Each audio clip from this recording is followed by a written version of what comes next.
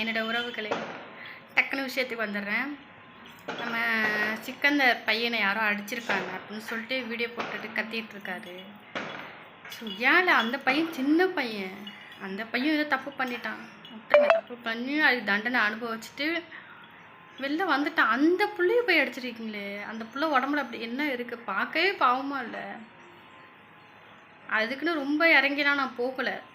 அந்த பச்சை குழந்தை, பச்சை மண், உங்களுக்கு எதிரி அடிக்கணும் புரியுது. நீங்கள் அவனை அடிச்சிருக்கீங்கன்னா அப்போ எந்த அளவுக்கு அந்த அவங்க மேலே எவ்வளோ ஒரு வெறியாக இருக்கீங்கன்னு எனக்கு தெரியுது.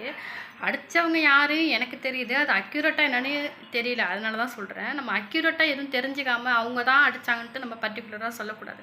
ஒருவேளை வேறு ஆள் அடிச்சிருக்கலாம்ல, அதுக்காக தான் அவங்க அடித்தவங்க யாருன்னு நான் இன்னி சொல்லலை. ஸோ அவங்க தான் அடித்தாங்கன்னு கன்ஃபார்மும் ஆகலை. ஆகிட்டா திரும்ப அவங்க தான் அடித்தாங்கன்னு நான் சொல்கிறேன். ஸோ அடித்தவங்க யாராக இருந்தாலும் அவங்களுக்கு சொல்கிறேன், கேடுகட்ட மூதேவி, சோறு தானே திங்கிற, அவன்கிட்ட ஏன் உன் கோவத்தை காட்டுற? அவன் பச்சை பிள்ளை, அவன்கிட்ட போய் உன் கோவத்தை காட்டுற. அது ஒன்றுக்கு 2 பேரை அனுப்பி விட்ருக்கீங்களா, காரில் அனுப்பிவிட்டு அவனை போய் அடிச்சிருக்க. அவன் செத்துக்கிட்டே போயிட்டானா என்னப்பா பண்ணுவீங்க? பாவம் அந்த அம்மா, சும்மி அம்மா. இப்போ தான் ஏதோ அந்த அம்மா ஒரு பாவமும் பண்ணலை. இந்த ஆளை கல்யாணம் பண்ணது தான் இந்த சும்மி அம்மா பண்ண மிகப்பெரிய தப்பு. இந்தமாரி ஒரு கேடுகட்ட ஒரு ஆம்பளை கல்யாணம் பண்ணது தான் சும்மி அம்மா பண்ண மிகப்பெரிய ஒரு தப்புன்னு நான் சொல்கிறேன். புரியுதுங்களா? அந்த அம்மா பிள்ளை ஏதோ அந்த பிள்ளை தப்பு பண்ணிட்டான். அவன் யோக்கியன்னு நான் சொல்ல, தப்பு பண்ணியே அது தண்டனை அனுபவிச்சுட்டு வெளில வந்துட்டான். புரியுதுங்களா? அதுக்காக நீங்கள் அந்த பச்சை குழந்தை போய் அடிக்கலாமா? பச்சை மண் இல்லை, அவன்கிட்ட ஒரு 4 எலும்பு தான் இருக்குது. அவன் உடம்புல உள்ள எலும்பை எண்ணலாம் போல், 4 எலும்பு தான் இருக்குது. அவனை போய் அடிச்சிருக்கீங்க. உங்களுக்கு கோவம்னா யார் மேலே காட்டணுமோ அவங்க மேலே காட்டுங்க. அவங்கள தூக்கி விட்டு ரோட்டில் தூக்கி விட்டு சவுக்கால அடிங்க. என்ன மாதிரி நிறைய பேர் உங்கள் பின்னாடி வந்து நிற்பாங்க. அடித்தவங்க யாரோ அவங்களுக்கு தான் சொல்கிறேன்.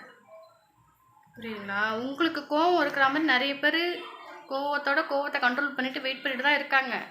யாரை அடிக்கணும், யாரை அடிக்க காத்துட்ருக்குன்னு எனக்கு தெரியுது. அந்த பையனை அடித்தப்பவே நான் புரிஞ்சுக்கிட்டேன் நீங்கள் இவ்வளோ ஒரு வெறியில் இருக்கீங்க. அதை நீங்கள் அவங்க மேலே காட்டுங்க. அதை விட்டு இந்த பையன் மேலே போய் காட்டாதீங்க. சின்ன பிள்ளைல அவன் மேலே காட்டாதீங்க. பாவம் இல்லை, உங்களுக்கும் ஒரு பையன் இல்லை ஒரு பேரனை இருந்தால் யோசிச்சு பாருங்கள். அவன் மேலே போய் காட்டுறீங்களே, அவனுக்கு ஏதாவது ஒன்று ஆச்சுன்னா பிரச்சனை உங்களுக்கு தானே வரும். அறிவு கட்ட ஈத்திர நாயே, அது யோசி நாயே. ஃபஸ்ட்டு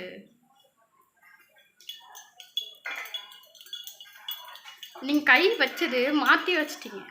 வச்ச ஆள் மேலே, கரெக்டான ஆள் மேலே கை வச்சுன்னு சந்தோஷப்பட்டு இருந்திருப்பேன். கை வச்சாலும் அவன் திருந்திருக்க மாட்டான்.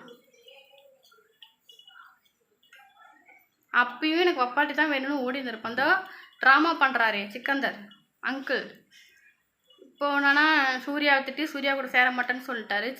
சுப்புனா சும்மி தான் வேணும் அப்படின்னு. இப்போ என்னென்னா சும்மியை எனக்கு வேண்டாம், சும்மியை நான் புரிஞ்சுக்கிட்டேன், இனிமேல் உன் ஆட்டம் போதும், இனிமேல் ஆட்டம் அப்படி இப்படின்னு என்னென்னமோ பண்ணுற கொலாப்ஸ்லாம் பண்ணுறாரு. அந்த கொலாப்ஸ் பண்ணுற மூதேவி பேசுகிறது யாரும் கேட்காதீங்க. ஃபஸ்ட்டு அவனுக்கு என்ன இதே தானே வேலை, கொலாப்ஸ் பண்ணுறது தானே வேலை.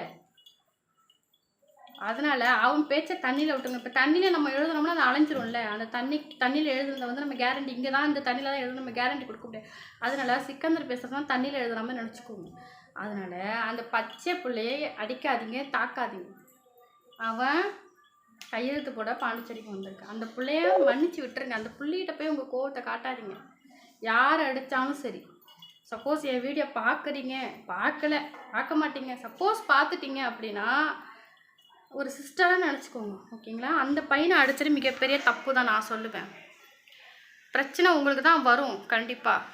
புரியுதுல்ல? இதே ஸ்டேஷனுக்கு போய் கம்ப்ளைண்ட் கொடுத்து இப்போ எவ்வளோ பெரிய குற்றவாளியெல்லாம் கண்டுபிடிக்கிறாங்க, அக்யூஸ்டெல்லாம் கண்டுபிடிக்கிறாங்க. அந்த மாதிரி ட்ரெண்ட் ஆகிடுச்சு. புரியுதுங்களா? அதனால் அவர் சிக்கந்தர் அங்கிள் போய் கம்ப்ளைண்ட் கொடுத்தாருன்னா உங்களை தூக்கி உள்ளே வச்சுடுவாங்க. உங்களுக்கு தான் மிகப்பெரிய பிரச்சனை வரும். அதனால இதெல்லாம் வேண்டாம். அந்த பையன் மேலே கோவத்தை காட்டாதீங்க.